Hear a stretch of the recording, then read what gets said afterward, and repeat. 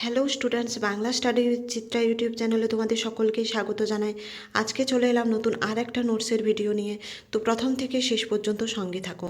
আর নোটসটা যদি তোমাদের ভালো লাগে তাহলে অবশ্যই লাইক কমেন্ট সাবস্ক্রাইব করে দিও আমাদের চ্যানেলটা। আর এই নোটসটা তোমাদের বন্ধুদের সঙ্গেও শেয়ার করে দিও যাতে তাদেরও হেল্প হয়। এবং এর পরবর্তীতে তোমাদের আর কী নোটস লাগবে সেটাও আমাকে কমেন্ট করে জানিয়ে দিও। তো চলো বেশি দেরি না করে শুরু করা যাক। আজকে আমাদের আলোচনার বিষয় ক্লাস 12-এর 4th সেমিস্টারের জন্য একটি খুবই গুরুত্বপূর্ণ প্রশ্ন। ডাকঘর নাটকে যে মুক্তির ভাবনা বা মুক্তি চেতনা প্রকাশিত হয়েছে তা আলোচনা করো। দেখো, উত্তরটা শুরু করবে এইভাবে। রবীন্দ্রনাথ ঠাকুরের রচিত ডাকঘর দ্য পোস্ট অফিস 1912-তে প্রকাশিত এক রূপক সাংকেতিক নাটক, যেখানে একটি অসুস্থ শিশুর জীবন ও তার কল্পনার মাধ্যমে মানব মনের গভীর আকাঙ্ক্ষা ও মুক্তির বিষয়ে ভাবনা ফুটে ওঠে। এবং অমলের এই মুক্তি চেতনার জন্য এই নাটক বাংলা সাহিত্যের অন্যতম গুরুত্বপূর্ণ রূপক নাটক হিসেবে পরিচিত। নিম্নে অমলের মুক্তি চেতনা যেভাবে প্রকাশিত হয়েছে তা আলোচনা করা হলো। প্রথমত, নাটকের কেন্দ্রীয় চরিত্র অমল একজন রোগী শিশু, যাকে অসুস্থতার কারণে ঘরের বাইরে যেতে দেওয়া হয় না।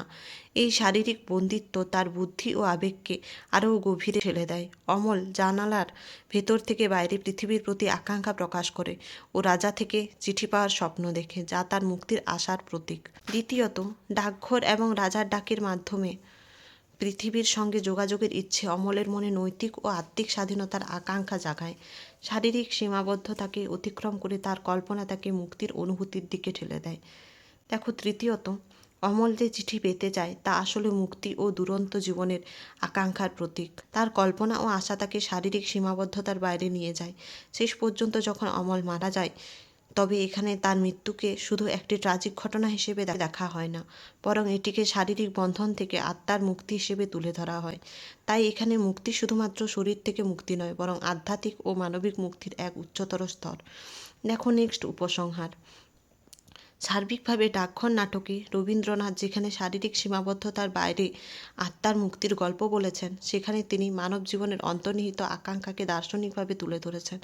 নাটকটি বোঝায় যে সত্যিকারের মুক্তি আসে শারীরিক থেকে নয়, বরং মন ও আত্মার অম্লান আকাঙ্ক্ষা থেকে, যা সর্বদা জীবনকে বিস্তৃত করে। এইভাবেই নাটকটি মানুষের জীবনের অনেকগুলো গূঢ় সত্যকে প্রতিফলিত করে। তোমাদের যদি নোটসটা ভালো লাগে তাহলে অবশ্যই লাইক কমেন্ট সাবস্ক্রাইব করে দিও আমাদের চ্যানেলটা। আর এই নোটসটা তোমাদের বন্ধুদের সঙ্গেও শেয়ার করে দিও যাতে তাদেরও হেল্প হয়। এবং এর পরবর্তীতে তোমাদের আর কী নোটস লাগবে সেটাও আমাকে কমেন্ট করে জানিয়ে দিও। তো এর পরবর্তীতে দেখা হচ্ছে নতুন আর একটা নোটসের ভিডিও নিয়ে। ততক্ষণের জন্য সঙ্গে থেকো, পাশে থেকো। ধন্যবাদ।